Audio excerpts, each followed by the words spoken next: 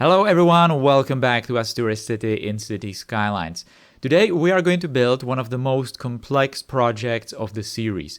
It's going to be a not so big district or something like a compact city unit with residential buildings as well as shops, offices, schools, big parks, and public transport, trains and trams, all built near the waterfront. That doesn't really sound very unusual or complex, but all of this will be completely customized. I am not going to use even a single standard building, but rather play with only a few, mostly concrete objects to create something new, while taking inspiration from the Brutalism architectural style. There will be many vertical levels and layers, all interconnected and walkable, with plenty of greenery as well as open surfaces. Let's go build it. So as I explained in the previous episode, this is a continuation of the project from last time that I already kind of indicated at the start of the new bridge. So that's where I started building this like a highly customized structure. I don't even want to call it a building under these railways that are just like going into that bridge. Because like I said, the start of the bridge is basically made of this like a huge mess of networks. Railways, highways, and the trams and the pedestrian connections. So we all have to somehow treat that and make sure that the places near those networks or below them, between them, are going to be used somehow. And because this is just a very awkward space to build in, it's probably the best decision to just go completely customized for every little detail in this place. So fill all these curves, all these, curves with the networks, build some kind of these customized buildings or structures below them, and so on. So at first, let's just talk about what I'm building here, and eventually it's going to become clear what my intentions were in this place. So I'm just going to first extend this building that we had there from last time. I was just building it last time to really indicate what is going to come, and also to just, experiment with it, give me some better idea how I want to continue the rest of this place. And it was clear that what I started there will look even better if it's just gonna be like extended to the rest of this area to really push that like brutalist, sense of large scale, especially with these concrete surfaces and, in combinations with these not so large windows, openings in the building's facade. So I'm just going to be using very, very heavily this single object with procedural objects. This is just some kind of pillar, concrete pillar from the railway collection of, railways from a long time ago, because it has a really nice looking concrete texture. So that's pretty much all I need, except for maybe a couple of other buildings that I'm going to customize that are going to really fit that place. When I was building this, at this point, by the way, that kind of connects to the overall, let's say, randomness nature of this project, because I really did not plan it at all. So I explained it with the bridge. When I was building the bridge, I thought I'm just going to build some kind of random mess of buildings below these networks, but then it became clear that I just need to build something a bit more complicated. And when I was just doing that, it was, this place is just so unique and kind of, weird that usually these kinds of projects just give me more and more ideas as I progress further. So it's just absolutely pointless to make any plans because eventually it's just going to turn out completely differently anyway in the end. So yeah, it was just about continuing further, building some of these elements and seeing where it's going to lead me. So that's why in the beginning of the time lapse, some of these, places that I'm going to be working on are not exactly right next to each other because I was just getting some random ideas how to continue the place. And eventually it's all going to become very much clear, and we are just going to go into the, smaller and smaller details. So this place is a little bit weird because of the highway. Now the highway is just exiting that tunnel, and then it's just there, kind of in between all these other networks and surfaces and structures that I'm building here.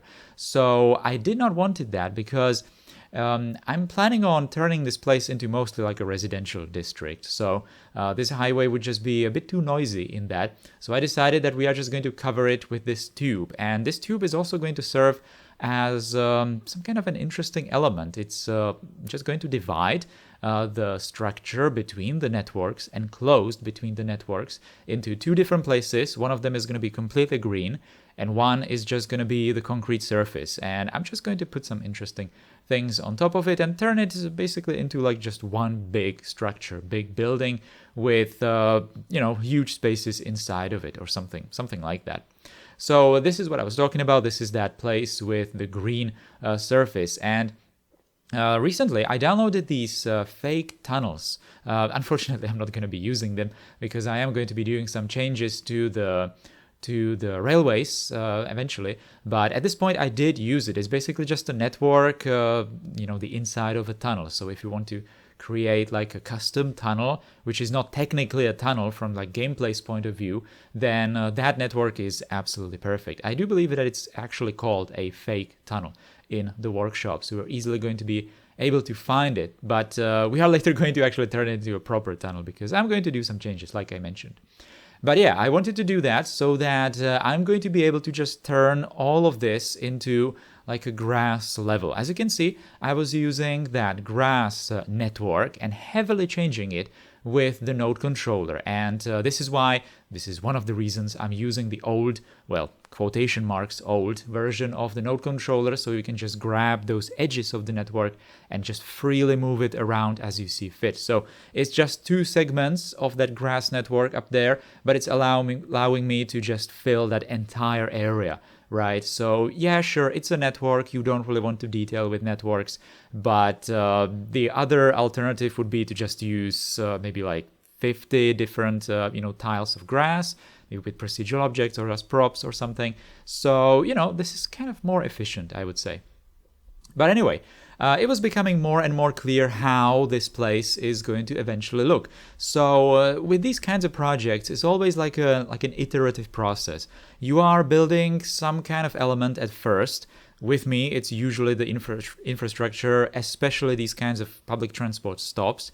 And then it's going to become more and more clear how you need to continue away from that. So for example, we have this tram track, and that's the line that goes to the slopes area. Is just going to twist into that tunnel and gain the elevation to go up. And it was completely up to me how the geometry of that track is going to be. It was not really defined by anything because, yeah, sure, there is the bridge that's already defined, but the tracks need to just turn away from the bridge anyway, and what kind of angle they're gonna have, that's just not really set. So I just picked one. It was very difficult. I really don't like these kinds of decisions. I like it when it's just, a bit clearer than this, but I had to pick it. And then it was clear that I would like to do some kind of perpendicular geometry away from that tram stop. So that's exactly those concrete lines or surfaces, right? Paths, basically. Now, those paths are also made from that concrete pillar. They are just, turned 90 degrees like that. And it's looking absolutely amazing because that concrete pillar is obviously curved or circularized on the edges. Yeah, on the shorter sides. So it's creating this very nice edge above that grass surface. It's looking really, really interesting.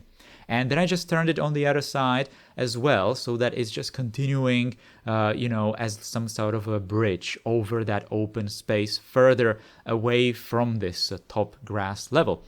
And when I did that, it started to become really clear that I also need to put the train tracks so that they are going to go parallel with these new paths of the concrete. So I had to change those train tracks, and that was a bit of a headache because I did not plan that. And usually these kinds of changes to already established geometry, especially of the railways, because the railways need to have certain radii, not exactly all that tight curves. So it is difficult to then change it after you change your mind.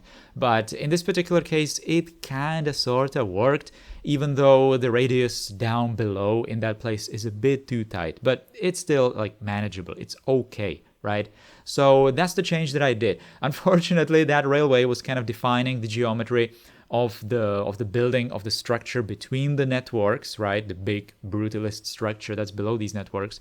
So I had to change that as well, because there are some lines that are now no longer, making sense because they're not following any kind of infrastructure geometry. So yeah, doing these kinds of infrastructure changes when you are well into the project, it hurts. Yeah, it sometimes hurts. But it was not that big of a deal, and it was definitely worth it to have that railway go parallel to those like bridges of the concrete. Now, what am I going to do with this road? Because this road was also a major problem. It was aiming directly into the center of that new district, and it would just cut it in half and look absolutely terrible, since I wanted to have that district mostly walkable and highly residential. So I already covered the highway with that like a tunnel, right? So I did not really want to have this avenue either. So I decided that we are just going to put it into a tunnel, and it's just going to resurface after this entire district. I did not build that today because this project is already absolutely huge, but we are just going to do that in some next episodes, and probably do some kind of intersection so that there is like a road infrastructure going into that residential district.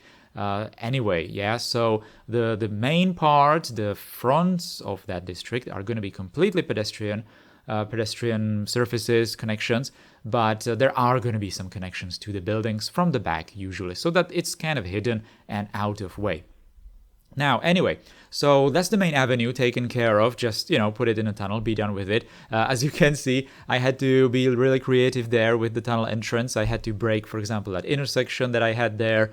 And what then am I going to do with those tiny roads that were kind of following the shape of this railway?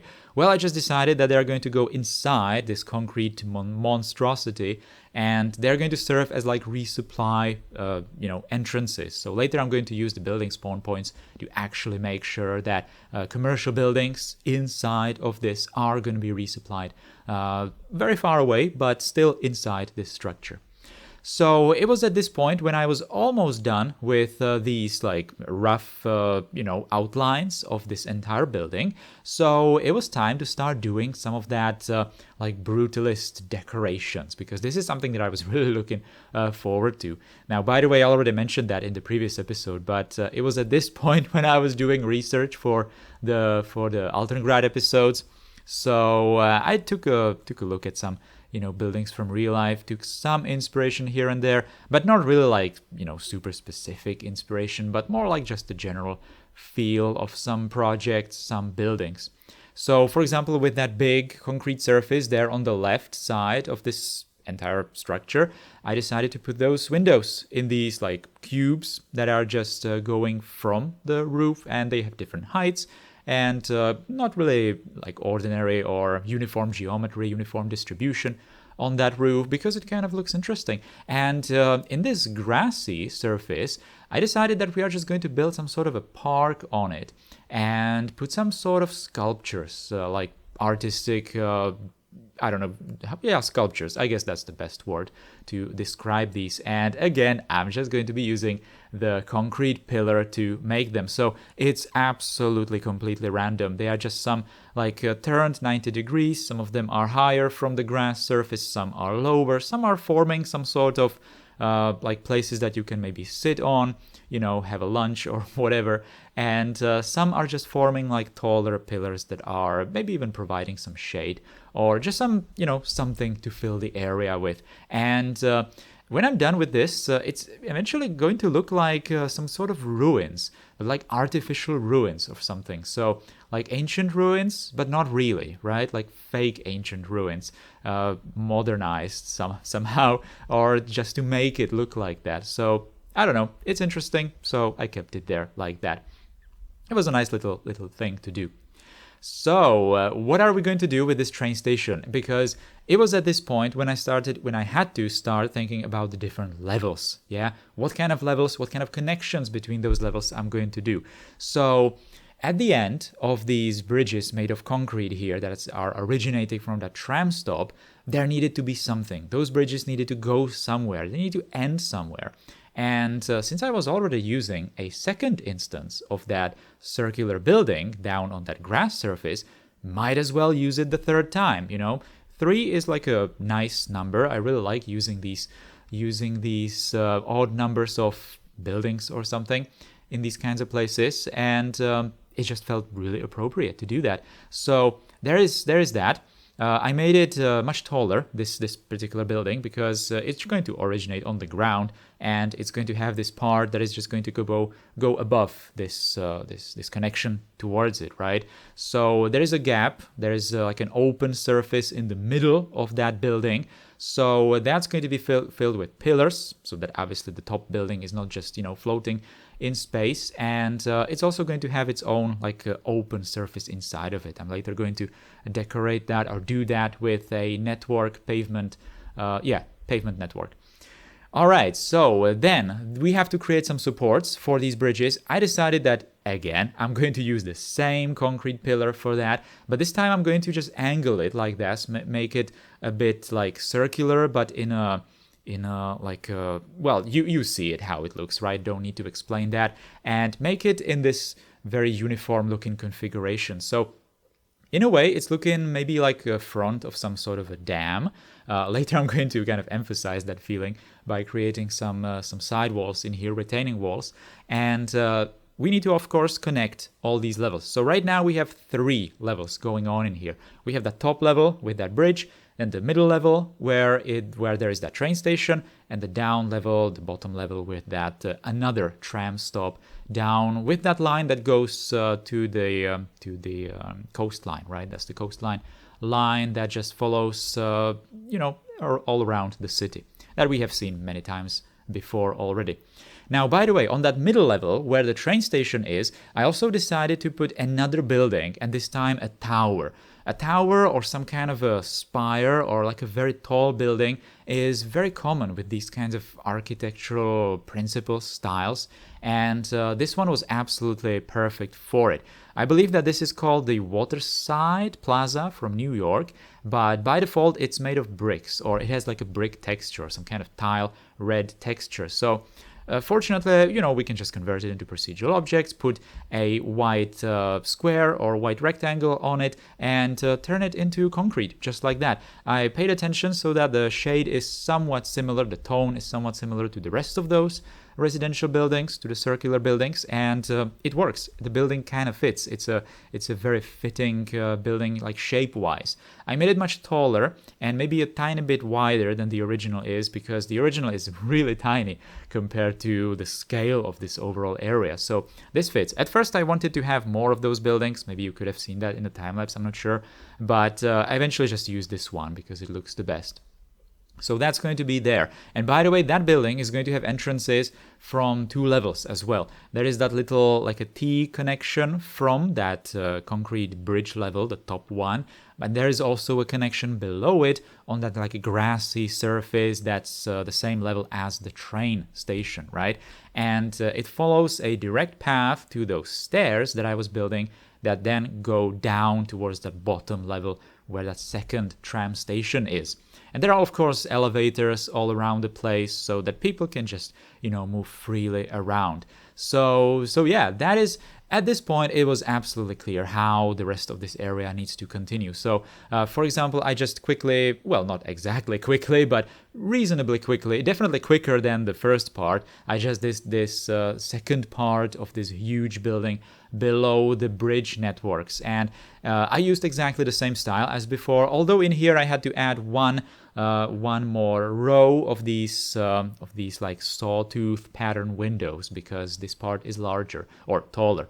As you can see, this tram track and the pedestrian path goes on the top level. Now, by the way, this pedestrian path, it used to be that boardwalk, but it didn't really fit, right? Because the rest of this place is just pure concrete and glass, so we had to turn it into some sort of a similar color. And fortunately, these days I do have exactly that pedestrian path. And fortunately, that is actually a pedestrian path. Unlike the boardwalk is a road, technically, but this one is actually a pedestrian path. So we can connect it to all the invisible paths, which is going to be very important later to make this place highly walkable and just interconnected on all the different levels.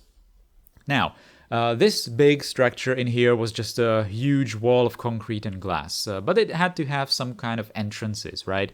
And why not just, cut a hole in it like this and build like a big entrance, like a big monumental path inside of it. So that's exactly where that's going to be. It's roughly in the center of this open area so that, it's kind of convenient to enter it. This place down below, right now we have this like a closed backyard, front yard, however you want to call it.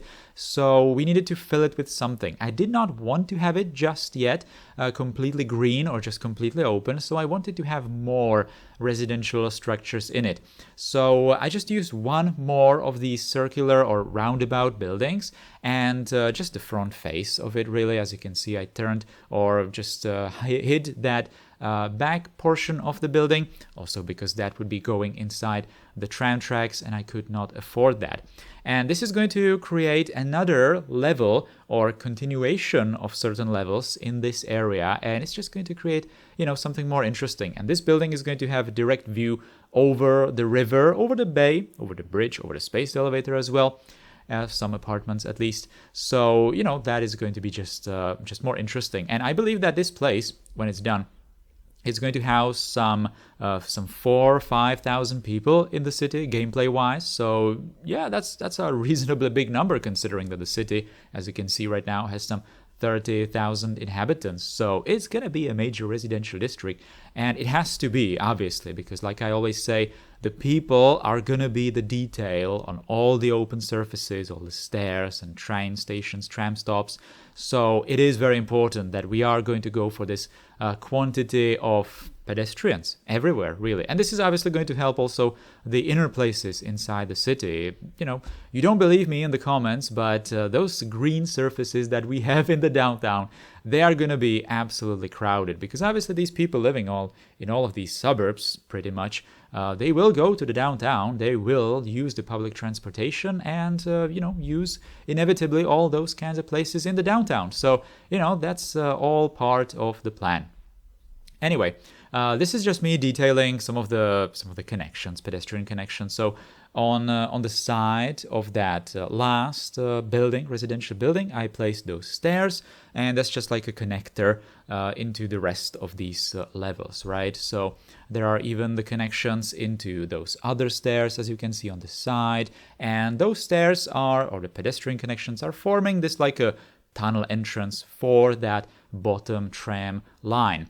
Now, the tram line is also going to go parallel to this like a gallery with some windows, which are later going to be shops. Yeah, they are going to be commercial buildings. And this is exactly a concrete structure that I mentioned when I was talking about how this place kind of looks like the front of a dam, right? But I really like that. It's not like a usual retaining wall or something like that. It's like this angled. It's actually forming like a railing on the top as well, so I don't need to do that separately. And it's exactly the same concrete pillar that I'm using everywhere else. So, it's all part of the entire structure. This entrance for the tram stop, it was kind of weird because it was in this corner, so I decided to make this corner a bit bigger by just opening that huge building and obviously connecting all these elevators as well down to the surface. And they are going to be, actually functional with all the invisible pedestrian paths inside them. So, that's going to be nice. And obviously with all the people using it later, that's going to be really good. By the way, in this episode, I really am heavily using that node controller function where you can just grab the edges of whatever kind of network and just put it wherever you need it. I'm especially using it, as you can see here, with terraforming networks because that's super powerful for, very clearly controlling these sloped areas. Because the game is, not exactly all that fine with the terraforming tools, for example. So these kinds of terraforming networks are so much better for that. And with the node controller, obviously, you can just make them wider. You can make them all kinds of weird shapes and really have very fine control over the shape of these slopes. But you can also do that for flattening some areas. You could have seen me do that as well on the top, near the train station, even on the bottom and everywhere else. And of course, the decorative networks, the grass networks, and all the pavement networks as well. That's also where the node controller comes in handy a lot.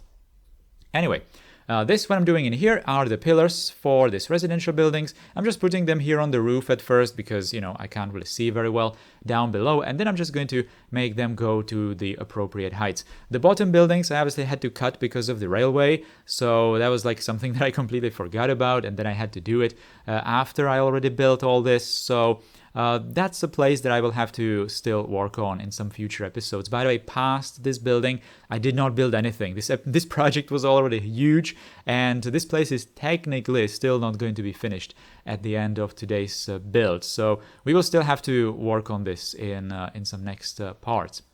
Now, these networks that I'm using here, what is this? I believe that these are made by Avania, and these are like curb or planter networks that have this like a stair shape, and they already have these very, nice looking small flowers in them. So they look absolutely perfect, and in here I'm just using them for basically railing on the side of all of these elevated places. So they are adding some green into the place, and, they are forming those barriers on the sides. So, perfect combination. Now, this place is not going to have, pretty much any kind of shelters. And yeah, that's it. I'm just not going to build them. I am aware of that, and I'm not going to build them because the place just looks so much better without them. That's it. So making it connected with all the pedestrian connections, as you can see, I'm not showing nearly all of the paths that I'm building here because it's just like a huge mess. And for example, in the previous episode, I believe I've shown the process of making these pedestrian connections, so you can watch that. But suffice to say, in this area, it was all about just connecting the elevators, the stairs, and obviously interconnecting the public transport stops, because that's going to make all the pedestrians come out of their houses and, go to the rest of the city. So that's absolutely vital for the functioning of that area. Like I mentioned at the beginning, this place is not going to be connected by roads, apart from the old roads that we are doing on the left side of this place, closer to the downtown, basically. But later I'm going to just resurface that main avenue on the other side of this district and loop around with some roads to the back of these buildings for, some kind of resupplying or moving or whatever. If people want to have cars in this place, they sure can, but they definitely cannot drive them into the center of this area. That's only reserved for these parks, rocks, and all these details, and of course these gravel connections, and just purely pedestrians. Now, making sure that this place has lots of these tropical trees. Now, I'm not really placing them absolutely everywhere and not really making them that dense. I've learned with a couple of the previous projects that these trees that I'm using, I did not really pay attention at first to how detailed they are, but it is absolutely clear every single time I use them that they are very, very heavy, and the performance really does suffer when I use a lot of them. So I'm not really trying to go that ham with these, but I just cannot help it sometimes because they look really, really nice. I really do want to combine some of these places with this tropical feel, which is really strongly created by the palms, right? That's like a dead giveaway where we are. Now, this is absolutely important for the functionality, and that is, of course, using these block houses. It's very nice in City Skylines that pedestrians will actually use the pedestrian paths, all of these paths, to go into these buildings, even if the buildings are elevated above the terrain. So, for example, that tower, like I said, it has two entrances, and it's done so that these cubes are built on both of those levels. So we have pedestrians going on that bridge towards that building as well as on the surface. And they are both going into different buildings, yeah? Because they are connected to those, technically connected to those pedestrian paths. So this is one of those things that are maybe kind of accidental in City Skylines, because obviously the game is intended to have roads going everywhere, not pedestrian paths like these, but it works, and it's absolutely great because you can create these pedestrian-only areas, and technically you don't really need cars at all. So, you don't even need the recent DLC to do that. So that's great. Now, doing also some lights, but I'm not really going that ham with lights. I already said that I don't want to turn the bridge into that like shiny part, but maybe I will later, but we will see. Anyway, the result is this. This is the transition. As you can see, the place kind of doesn't look that big, and it looks very, very green. And from this particular shot, from this particular view, I really like those like sculptures made of those concrete pillars there on that grassy elevated surface, because it really makes it look like this place is maybe like destroyed partially, like abandoned. These pillars are just like randomly thrown around the place as if there used to be some building and now it's not. Well, basically ruins, right? But it's not ruins. It's artificially done like that, and all of these buildings are very much functional, very much new. So I'm surprised that that's working. Now, of course, we also did the pillars for that top building right here, this original building from 2 episodes back already. So that is finally standing on some kind of supports and just overlooking this overall area. So you might even count that to this place. And in that case, this place has how many levels? At least like 5, 6 levels maybe. So, that's kind of crazy even for Asturis, I suppose. But all the more nice looking, I guess. So this was just an experiment really, but it turned out looking okay. I'm not really sure if I'm going to do something like this in the city, because I kind of want to keep this place a bit more unique. Although, like I mentioned, and like you can even see on the right there, this place is just not done. It's such a huge project. I was thinking that I'm going to start building this place with that bridge episode, but it just turned out to be like a monster, really. So we are going to see it some more in the next Asturis episode, because we need to start building something beyond that tall circular building. Some kind of continuation of the trams, some kind of continuation of the railway as well. I was thinking that the city is just going to end in this direction at this place, but nah, not really. I would like to continue.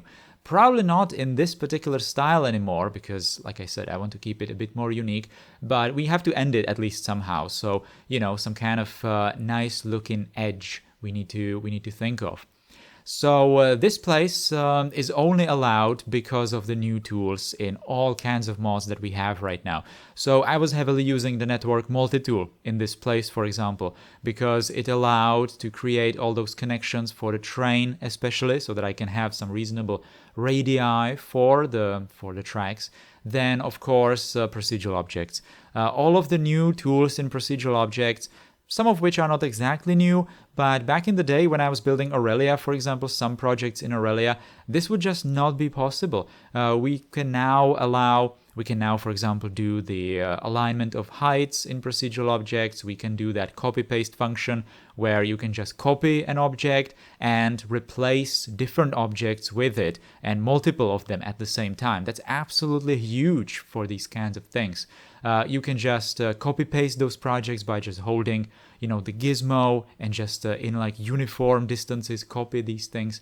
That's also absolutely huge. So in a way, what I did here is like a showcase of the capabilities of all of these mods, really. I do not exaggerate when I say that this project would not be possible to do in like 2020 or something like that. Even like a year ago, maybe a couple of months ago, I would have struggled with some of these things. And, if you struggle too much with some kind of technique, then you're just not going to use it, right? So it's amazing that still, after all these years, we can find these new tools that are going to allow for more complex structures. If that's a good or a bad thing, it's up to anyone who's using these kinds of tools. But that's the beauty of it. You can just decide how you're going to use all this and continue with that. Anyway, I don't think I showed that many cinematics of the finished cliffside in here with all these networks, so at least enjoy this one. But that's going to be all. Thank you for watching this Asturis episode. Hope you liked it. If you did, then please do all those algorithm things for the video, for the channel to help it. But that's it for me. I'm going to see you with the next videos. Take care and goodbye.